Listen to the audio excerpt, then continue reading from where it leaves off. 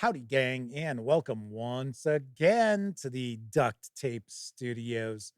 I'm Jeff McAleer, your host here at the Gaming Gang channel. Thanks for joining me once again. It is New Year's Eve, and that means it's time once again for my annual video where I feature my absolute favorite tabletop role-playing game releases I had an opportunity to review this past year. Now, a few things I want to mention before we get started. First of all, this is not a best of video because there is a ton of fantastic role-playing game releases I never had an opportunity to take a peek at this past year. So I can't, in good conscience, put together a best of video when there's loads of stuff I never even peeked at. So this is a favorites video. And keep in mind, these are my favorite releases I reviewed this year. So some of these items came out prior to 2024, but they were new to me. And when I shot video reviews of them this year, they became new to you, or at least reviews were new to you. So that's why some of these are included in this video also. Now, it's important to note every one of these had to receive a minimum review score of 8.5 out of 10 in my video review in order to be featured in this video. Now, as far as this video is going to go, I'm going to share the different titles in alphabetical order. I'm going to page through a little bit and talk about why I really think that release is a standout and why it's one of my favorites. So let's get started. We're going to dive on into Broken Weave from Cubicle 7 Games. I really love the setting of Broken Weave. Now, of course, this is a post-apocalyptic fantasy role-playing game, which there are a few out there. But the thing that sets this apart is the vibe it has, because the other games tend to have a grim, dark approach, or at least the approach is that the player characters can't actually stave off the disaster that's coming or really make any big changes to the world around them. It's all pretty much focused on those individuals. That is not the case here. So with the player characters, they happen to be descendants of survivors of this apocalypse, or depending on their race, they could actually be survivors themselves. And what they're aiming to do is they're looking to protect their safe haven, or in this case, it's called a haven in Broken Weave. And the players and the game master are going to actually work together to create this haven.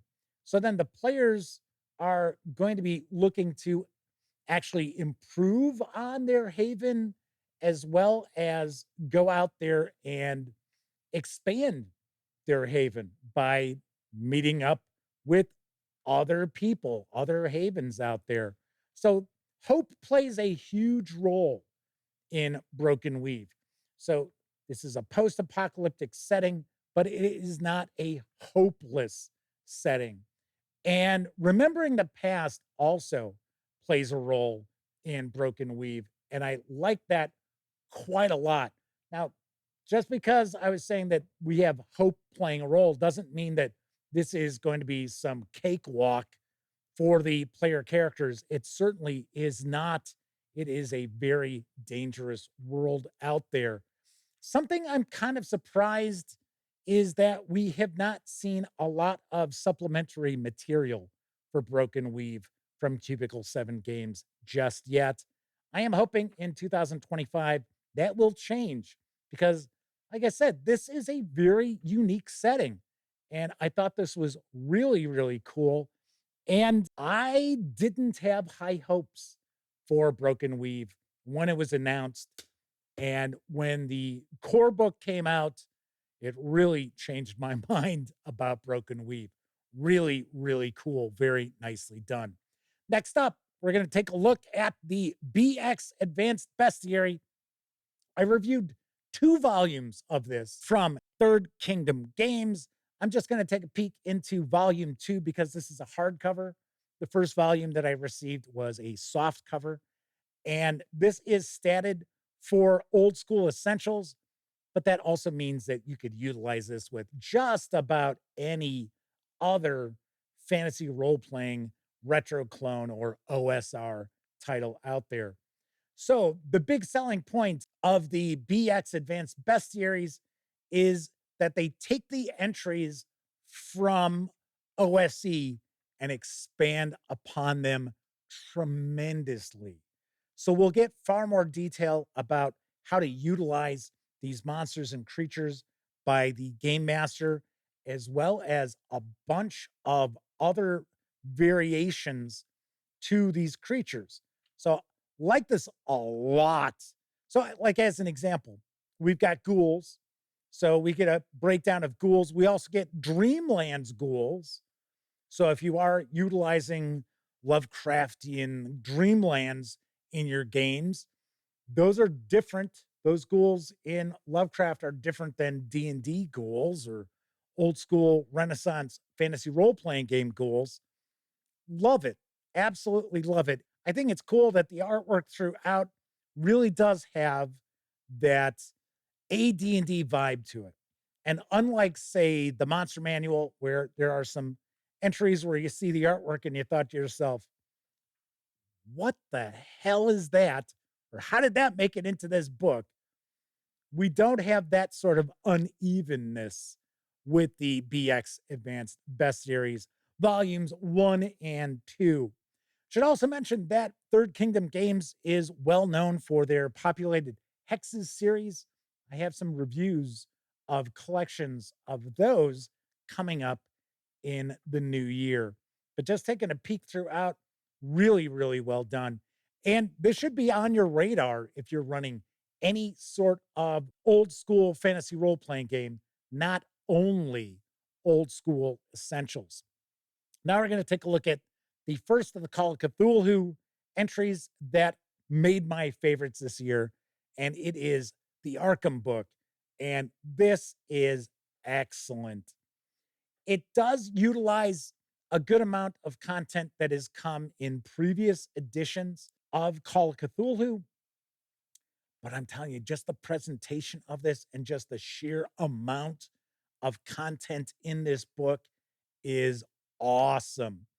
We get various different neighborhoods broken down, and I love how we have different sides of the tracks and things like that as far as Arkham goes. We get a bunch of examples of various different businesses and their advertisements.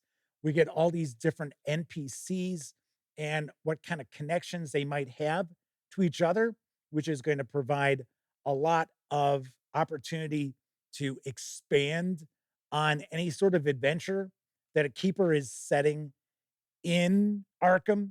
We get stat blocks for a lot of famous NPCs from the H.P. Lovecraft stories.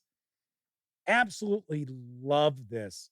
And this really is a must have for any keeper who wants to have any sort of ongoing adventures taking place in Arkham or at Miskatonic University. Now, I will say that Miskatonic University does not get a lot of page space devoted to it, but I think Chaosium Inc. actually has a Miskatonic University supplement scheduled for 2025. Really cool. And then we get some extras like a copy of the Arkham Advisor and a couple of maps of the town of Arkham, one for the keeper and one for the players. Really, really well done. Absolutely love this book. Next up is another Call of Cthulhu entry, and it is the Investigator's Guide for Cthulhu by Gaslight. This is something people had been waiting a good amount of time for, and we're very excited to see this arrive. Funny enough, when I covered Gen Con this past year, I didn't realize that this was going to be available at Gen Con. So when I saw it was out, I was really excited. And then when I interviewed Mike Mason and he said, "Oh, yeah, we got a copy for you," I was even more excited because it was a while later that this actually arrived on the scene in stores. So I do know that there's some people who are disappointed in the Investigator's Guide. I got to be honest, I would have liked to have seen the Keeper's Guide come out at the same time as the Investigator's Guide. That is not the case. We are expecting to see the Keeper's Guide arrive in 2025. I believe it's early 2025. And I know some folks out there didn't like the focus of this book. I did. While you're not going to sit here and see every aspect of English society during the Victorian age modeled in this game, I think this gives players a really good starting point as far as understanding the difference between the traditional 1920s, 1930s setting of Call of Cthulhu and the 1860s to 1900 of the Victorian era of adventuring. But we get a lot of information about the various different aspects of English society. We even get some page space devoted to areas outside of London, even outside of England, too. I would love to see a campaign come out which incorporates both Cthulhu by Gaslight and Down Darker Trails, which is sort of the Old West supplement for Call of Cthulhu. I think that would be a really, really interesting campaign. But all in all, production quality, really well done. Artwork is solid throughout. Gotta say, some of the artwork is a little less exciting than what we would tend to see in other Call of Cthulhu releases. But all in all, very nicely done. And I enjoyed the hell out of reading this. So there you have Cthulhu by Gaslight's Investigator's Guide. Next up, we are going to dive on into our first release from Kobold Press, and that is Campaign Builder, Castles and Crowns. And this is such a good book. So, of course, this is devoted to creating kingdoms and castles and monarchs and ruling families. And I will say that, unlike a book that's just filled with random tables for you to do that, we really get into the nitty gritty of creating really interesting ruling families and NPCs that the player characters would encounter.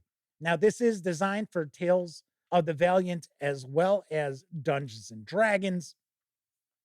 And we get more information than just simply castles. We get information on how to create a Fey palace and manor houses and so on, monasteries, as an example, right here on the page. Artwork throughout, really nice. And this is not just a book full of random tables and randomness. There's a lot of great information within this volume that can be used, even if you don't have a huge interest in creating a kingdom and castle and rulers and so forth. Really interesting stuff, really nicely written. And I enjoyed this book as well. I honestly got to say that if, as a game master, you have any interest in domain play without really getting into the nitty gritty economics of domain play, this should really be on your radar. Really nicely done. Enjoyed this a lot. Next up is something I just shared a review for, and that is Chivalry and Sorcery Land of the Rising Sun, second edition from Britannia Game Designs Limited. I thought this was so nicely done. Now, I have reviewed Chivalry and Sorcery earlier this year, and this is the Fantasy Japan supplement for it. And I've already pointed out, I probably would not be looking at running Chivalry and Sorcery due to its complexity. It's just not the sort of level of complexity that I would look for in a game. But if you are looking for a pretty comprehensive and relatively complex system that provides for pretty realistic outcomes, even in a fantasy setting, then chivalry and sorcery should be on your radar.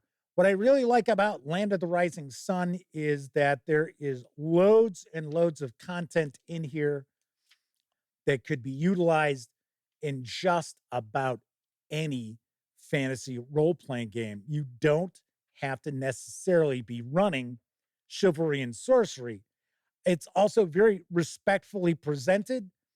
I did mention the original first edition of this book came out in the 1980s, and a ton of that information, a ton of that content is included in this volume. But this book is about twice the length of the first edition of Land of the Rising Sun. So there is loads and loads of new content in here. I like this quite a lot, even if I weren't going to be running chivalry and sorcery. Very nicely done. And if you are interested in running role playing games set in a fantasy Japan, this is something that you should really take a peek at. Next up is our first release from Free League Publishing, and it is Path of Glory for Dragonbane. This is the classic adventure campaign statted for the new Dragonbane. This is just loads of fun. One thing I like about Dragonbane is there's some aspects to it, such as ducks, the duck species that you can play a character from. Doesn't take itself too seriously. And then on the other hand, it's not silly. So there is loads going on here. This really does have an old school vibe to it because this adventure campaign originally came out as three different releases because this is a three-part campaign. And if memory serves, they came out in 1984 and 1985. So even though this is a modern approach and modern mechanical design, the adventures that combine to make this campaign do have a really old school dungeon delving vibe to them. As you can see, artwork throughout, excellent, and paper stock is nice and heavy, as we expect from Free League Publishing. If you are running Dragonbane, you have got to pick this up. It is that good, and this is going to take a good while for the players to complete. So you're really getting a lot of value in this book also. So I really, really dig Dragonbane Path of Glory. Let's keep rocking and rolling because next up is The Fall of Delta Green from Pelgrane Press. Gotta say, I was super excited to have an opportunity to review this.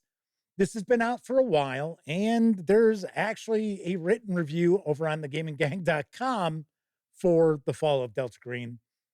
I didn't do the review though. So this was the first time I had an opportunity to check out The Fall of Delta Green. And I'll tell you what, super impressed.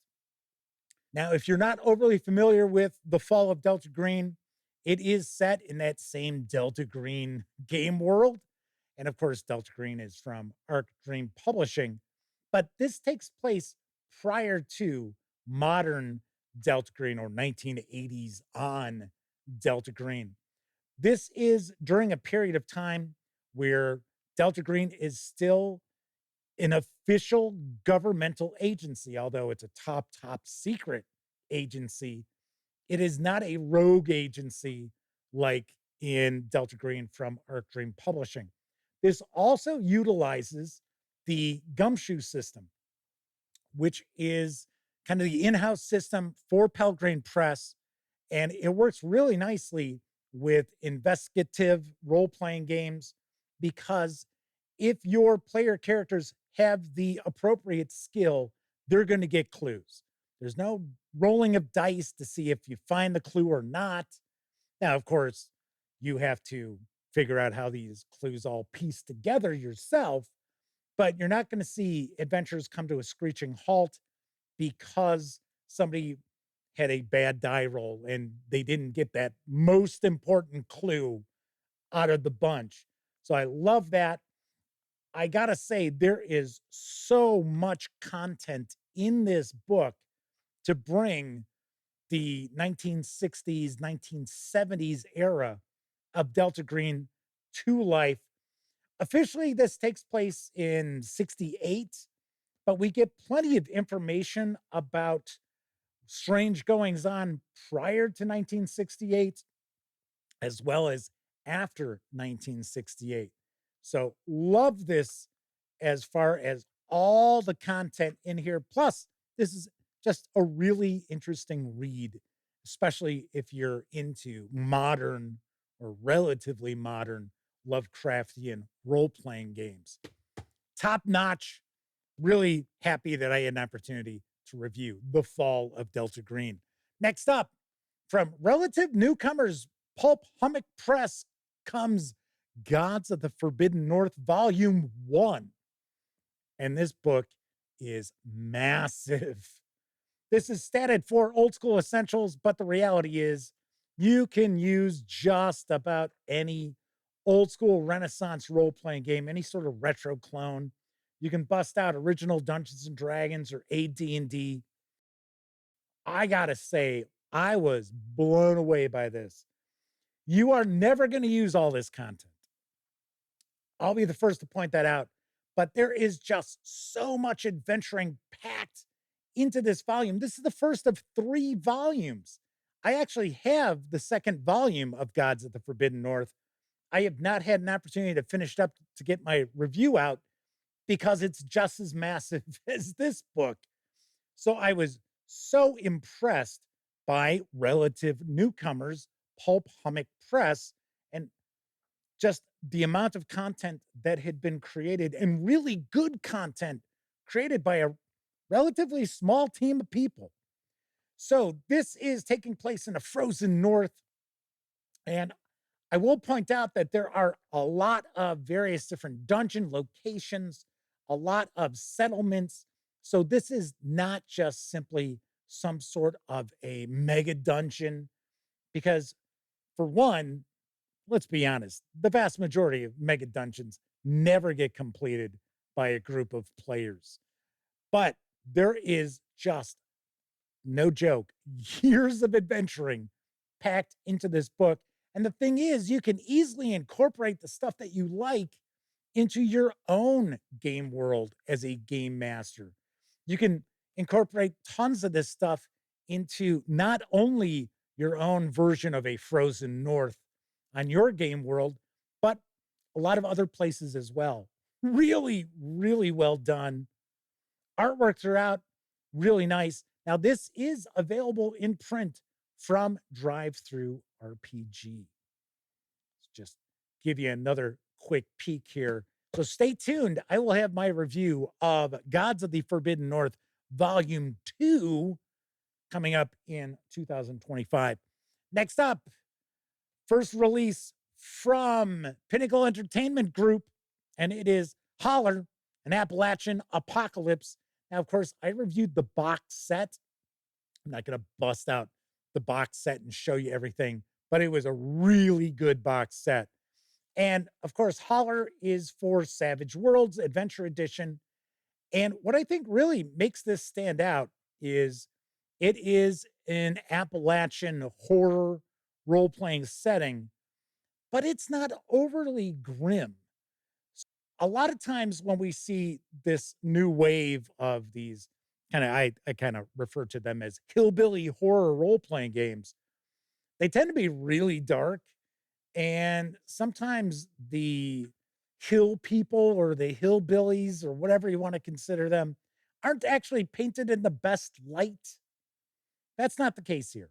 So, what we're looking at here is this big corporation that's got secrets, really bad secrets, has come into the Holler and they're taking over and they're basically going to strip mine anything they can get of value resource wise from the Holler. And the player characters are standing up against them. We get a really nice mix of various different archetypes to choose from. And we get a pretty well laid out and extensive plot point campaign in this as well. I got to say, Holler and Appalachian Apocalypse is one of my favorite box sets I have seen from Pinnacle Entertainment Group. This is really packed. And once again, got to say, just in this core book, the plot point campaign that's included is going to take a good amount of time for the players to complete. So, a lot of value packed in this also. So, you can pick this up as just the core book here, or you can get it as a box set. Moving right along, let's go back to the old school Renaissance Knave second edition. It was a bit of a wait to get Knave for backers of a very, very successful crowdfunding run. But I'll tell you what, the wait is certainly worth it. If you have any interest in the old school Renaissance and running OSR sorts of adventures, but you don't want to have to try to translate High Gygaxian from Advanced Dungeons and Dragons or try to navigate the various different complexities of OD&D or BX, this is a perfect alternative. I will say this is probably a little heavier on the random tables than I would prefer, but still, that's kind of a tenet of the OSR. Really, really nicely done. And gotta say that Knave second edition does make for an excellent introduction to OSR as a rules light sort of entry. Really nicely done. Like Knave quite a lot. All right, let's talk about RuneQuest. That's right, Lands of RuneQuest, Dragon Pass from Chaosium Inc. This book is excellent. This is the sort of region guide that folks have been waiting for RuneQuest. And there are a lot of adventures that are already out there for the latest edition of RuneQuest that do take place in Dragon Pass and just outside of Dragon Pass. And this provides everything that we need to really tie those adventures together. I really like that quite a lot. We get some things in here that, as a game master, I probably wouldn't even thought of, like trade routes and how the various different settlements and towns and cities are kind of tied together by the trade routes. We get a nicely detailed gazetteer. We get more information about points of interest throughout. Really, really top notch stuff here and very, very useful all in all. Artwork throughout, really well done. And of course, it's a RuneQuest release. So you are looking that it is kind of designed for a more mature role playing audience, which I really, really appreciate. I say it all the time. The late, great Greg Stafford just created a fantastic role playing setting with the world of Glorantha. And Jeff Richard and the fine folks over at Chaosium Inc. really have continued the fantastic work. Just look at this book. This book is excellent. Really like this a lot. Then again, I am a huge fan of RuneQuest, so it's important to keep that in mind also. But there we go. Lands of RuneQuest, Dragon Pass. Now, I had an opportunity to review Moustyr, or as I know, a lot of folks who follow the gaming gang like to hear me say, Moustyr. And I was super impressed. We're just going to take a peek here at the core book. And this is another example of a really well put together, rules light, old school styled fantasy role playing game. And of course, the big thing here is that the player characters are heroic mice who are dealing with a big, bad, dangerous world. Something else I find to be pretty interesting here is that there's a reliance on random tables and emergent play. And some people may not like that. Other people will be really excited by that. I also find it interesting that The vast majority of the published adventures that I have seen for Mouse Ritter are adventure locations, adventure sites that are keyed. They are not all plotted out. So a lot of emergent play.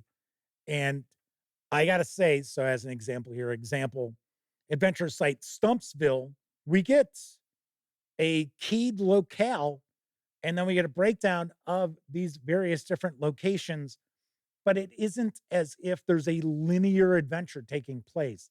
I think that's really cool. I like that quite a lot. So, as far as Mouse Ritter goes, highly recommend this, especially if the genre appeals to you, as well as a really nicely designed rules light approach to an old school themed role playing game. Speaking of rules light presentations, let's talk about Mothership 1E. It's another box set I had an opportunity to review.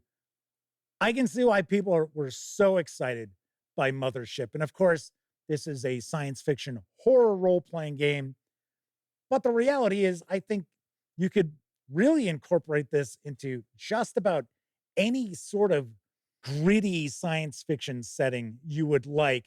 Doesn't have to be horror, but that is the main focus for Mothership First Edition. I really like this a ton. This is the sort of game that the players and the game master can get into relatively quickly.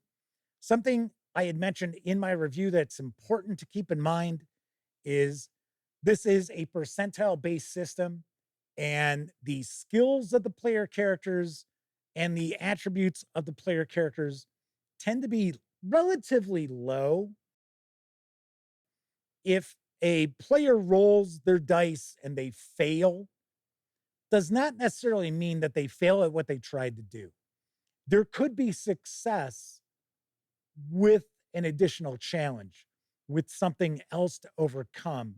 And it's really important as a game master that you understand that it's not simply pass or fail rolling dice in the first edition of Mothership. This is really, really well done.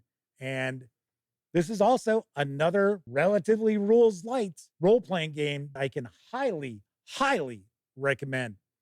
All right, moving right along, let's talk about The One Ring Through the Doors of Duran from Free League Publishing. Man, is this good! This is excellent. This is also available for Lord of the Rings role playing. It's got a different title, but it's still Moria. This is the Moria book that has been in the works for quite some time. It was actually in the works for Cubicle 7 Games back in the day when the One Ring first edition was around. And of course, now the One Ring second edition is from Free League Publishing.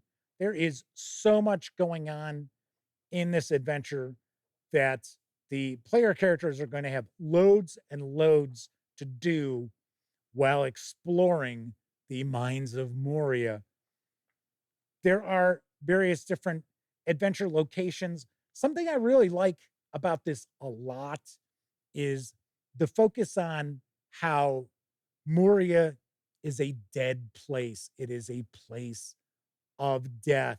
This is not some place that the player characters are going to come into and turn around and suddenly it's a thriving dwarf metropolis.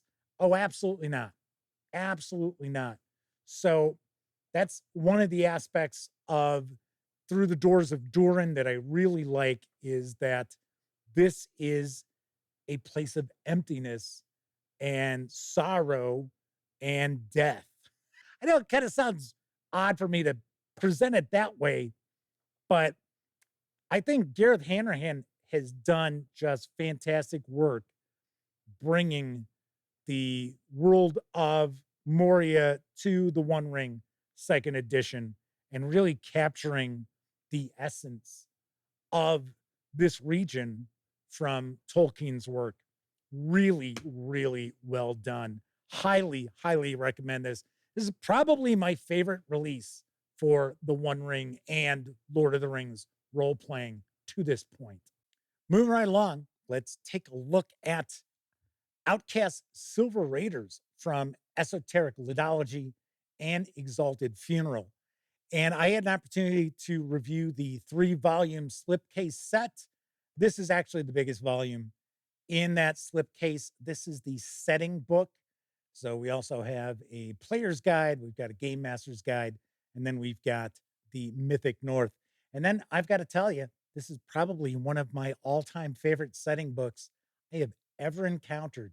There is so much cool stuff going on in this. Now, it's important to keep in mind that we're talking about Outcast Silver Raiders as a role-playing game that's aimed at more mature audiences. This has kind of a very historical feel to it. It is inspired by 13th century Scottish history, but this is not necessarily a low fantasy, low magic sort of setting. It is kind of a medieval setting. It's dark, it's grim, it's bloody, and it's really, really cool. It's important to note that with the Mythic North setting book, this can be utilized with just about any fantasy role playing game. The mechanics from the player's book are pretty rules light, pretty easy to get into. But this book is just absolutely jam packed. We've got all of these encounters. We have a bunch of various different dungeon locations. We've got a big mega dungeon, which it's important for me to point out. This isn't a huge mega dungeon that you'll never complete. It's about 48 pages in length, but there is so much cool stuff going on in this. And it's just such a really well put together setting with various different factions. A lot of these places all tie in together. Now, the artwork's a little different, right? It's kind of a art punk vibe to the artwork. Something else that's really cool is that this isn't overly verbose. So when you're looking at the dungeon locations, you're getting all the information that the game master needs to have on hand without all the extra fluff. Talking about, well, this room used to be used for this 100 years ago, but not anymore. Okay, great. Well, I don't need to know that. It's got nothing to do with the adventure at hand. So really nicely done. This is excellent. This is the highlight. The Mythic North is the highlight of the slipcase set, and it is available individually if you don't necessarily want to utilize the Outcast Silver Raiders mechanics. Next up is another release from Chaosium Inc., and it is the Pendragon Core Rulebook. Yes, the latest edition of Pendragon. This was another volume that was eagerly anticipated by gamers everywhere, and it is well worth the wait. This is just absolutely jam-packed with information about Camelot and the Arthurian legend. And if you're not familiar with the mechanics of Pendragon, it is one of the more unique role-playing game rule sets that are out there, especially as far as your virtues and vices. And always like that, to me, that's always been a selling point of Pendragon overall. Really good stuff. I didn't realize this, but I guess Pendragon was the game that the late great Greg Stafford thought was his crowning achievement. I would have thought that had been RuneQuest and Glorantha, but no, it is actually Pendragon. So it's important to keep in mind this is called the core rulebook, but the reality is this is the player's guide because there is going to be a game master's guide that is coming in 2025. So this is not necessarily complete, but all in all, this is all you need to get started playing Pendragon. I am eagerly anticipating the release of the great Pendragon campaign for this edition. It should be awesome. So I'm looking forward to that. So, of course, The latest edition of Pendragon is one of my favorite releases I got to review in 2024. Next up, let's talk about Salvage Union from Leyline Press. And I was really pleasantly surprised by this. This is a very cool science fiction role playing game. It's got an excellent setting. I love how you create your character and your mech that you're tied in with. And there's just a lot going on here with a very easily understood D20 system at the core of the mechanics. But as far as the artwork and the presentation, really like this a lot. The paper stock, really nice. Man, I think that artwork is really cool. Really well done. This is a very unusual setting, too, because the player characters are essentially salvagers on a planet that had been attacked by aliens. And you also have these kind of corpos out there who run the show. So you got a lot of factions all at odds with each other. So here's kind of the bestiary section here. Something else I was really impressed by with Salvage Union is the 3 adventures that came out right when this was published. So there is supplemental content out there. I will have some reviews in 2025 of the adventures for Salvage Union because I haven't had an opportunity to actually get those out there just yet. I feel bad about that because the reality is this is a very, very cool science fiction role playing game from the folks over at Leyline Press. Highly, highly recommend taking a peek at Salvage Union if you're interested in kind of a mech driven science fiction role playing game. Next up, we've got the role playing game player's book for Savage Worlds Adventure Edition. This did come out this past year, and it is essentially all the information players need as far as Savage Worlds Adventure Edition. So all the game master facing, or the vast majority of the game master facing content, has been removed from this book. This is a perfect volume to give to the players around your table if you are going to be getting into Savage Worlds Adventure Edition. Everything they need to know, including character creation, various different feats and edges and hindrances, all that stuff is in here, just not the game master facing content. And this is available at a really nice price. So this soft cover carries an MSRP of $19.99. So I wouldn't say that you necessarily need to pick up a copy for every one of your players, but depending on the number of players you have around your table, not a bad idea. Just pick up a couple of these and let your players at it. So very nicely done. The Savage Worlds Adventure Edition Game Player's Book from Pinnacle Entertainment Group. Next up, one of the hottest old school Renaissance styled fantasy role-playing games that we have seen in a long time is Shadow Dark from the Arcane Library. I like this a lot. And this does utilize a lot of ideas that we have seen from a variety of different recent OSR retro clones or Rules Light retro clones out there. But I got to say, for players of 5e D&D or 5.5e D&D who might be interested in checking out what the old school Renaissance is all about, this makes for a perfect introduction for players and game masters as well. Something I really like about Shadow Dark is that it's very concise. We have sections that are devoted to a variety of different aspects of the game rules that always take up a page. As you can see here, we have got loads and loads of random tables, which once again is a tenet of the OSR for the most part. And we get really short, concise bestiary entries. So this is a game that's super easy to pick up and run.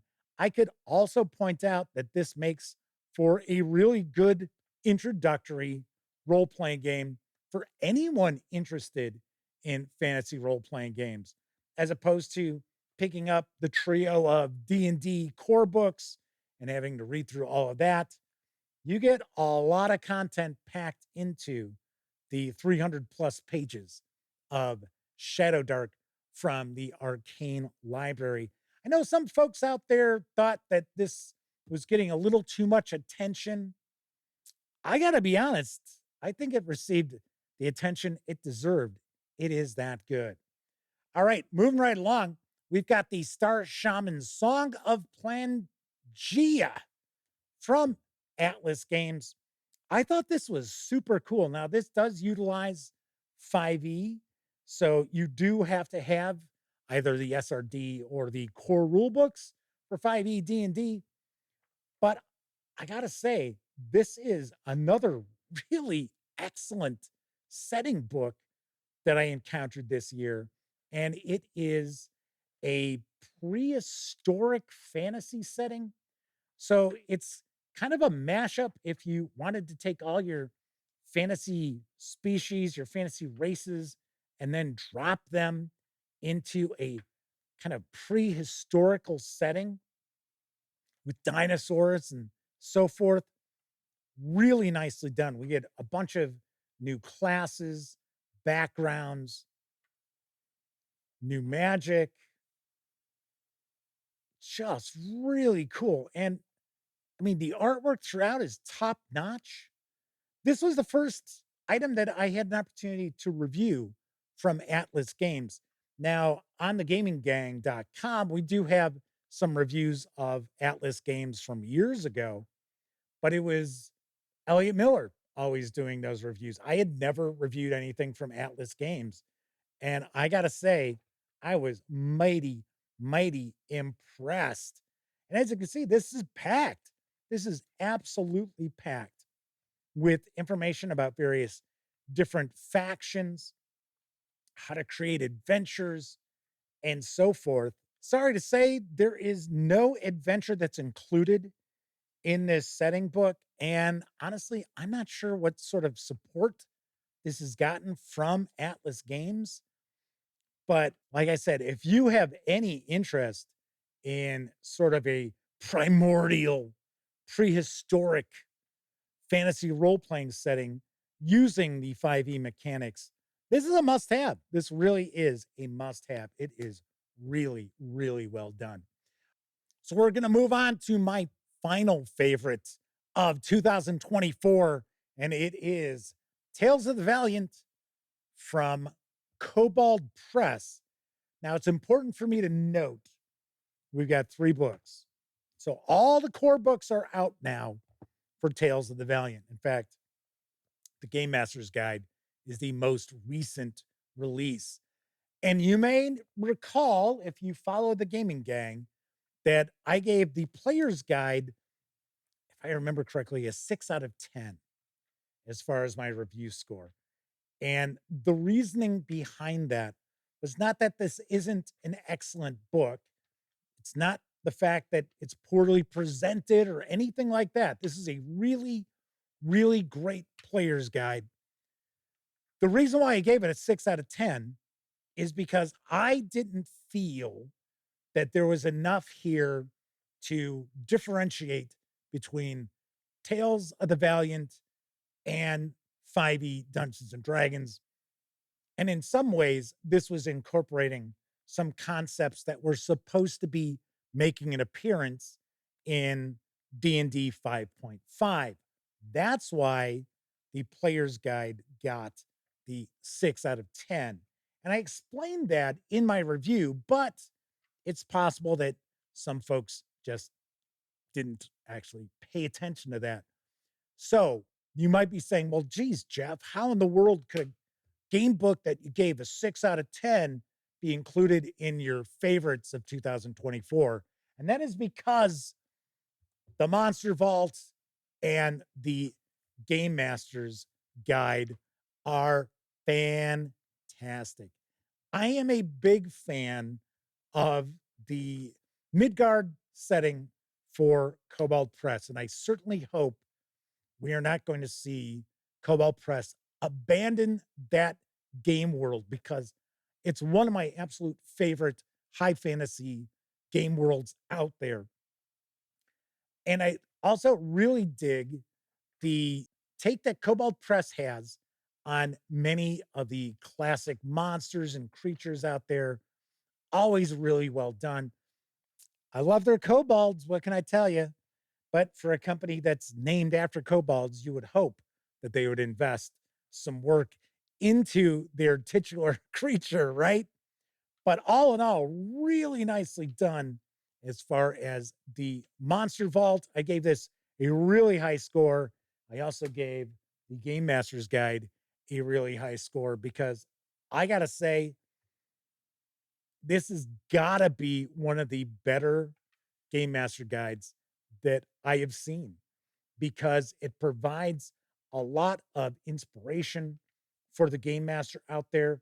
It also provides a lot of different options. So the way you want to run your Tales of the Valiant game is going to be far, far different than other people, how they run it. So we're not going to see that sort of cookie cutter approach that a lot of times we'll see with Wizards of the Coast releases. And in the end, this really is a book that gets the game master's juices flowing and just makes you want to run a game. And that's one of the best things I can ever say about a book that is aimed at dungeon masters or game masters or keepers or what have you, is when you finish reading the book, do you want to like just get everybody together and start running a game? Well, that happens to be the case with the Tales of the Valiant Game Master's Guide. So, all in all, Tales of the Valiant is one of my favorite tabletop role playing game releases. So, there you have it for the 2024 edition of my favorite tabletop role playing game releases I got to review over the past year. And of course, thanks a lot for spending some of your New Year's Eve with me as I provide a retrospective of some of my favorites from 2024. Thank you very much. Of course, I certainly hope you'll be spending time with us in 2025 as I bring you a lot more tabletop gaming news, reviews, and so forth, both on thegaminggang.com as well as the Gaming Gang YouTube channel. So if you like this video, by all means, please give it a quick thumbs up. Subscribe to the Gaming Gang channel if you haven't already. And if you do subscribe, don't forget, ring that bell because it'll not only let you know when I share videos such as this look back at my favorites of 2024, it'll also inform you when my live stream, the Gaming Gang Dispatch, airs Tuesday, Wednesday, and Thursday evenings right here on YouTube at 7 p.m. Central. Of course, when you're not watching videos on the Gaming Gang channel, be sure to visit thegaminggang.com for all latest in tabletop gaming news, reviews, and a whole lot more you are not going to find here on YouTube. You know the drill. Get your geek on at thegaminggang.com. Once again, I'm Jeff McAleer. Thank you very much for watching and Happy New Year. And until I see you next time, I certainly hope all of you get to enjoy plenty of great gaming with your gang.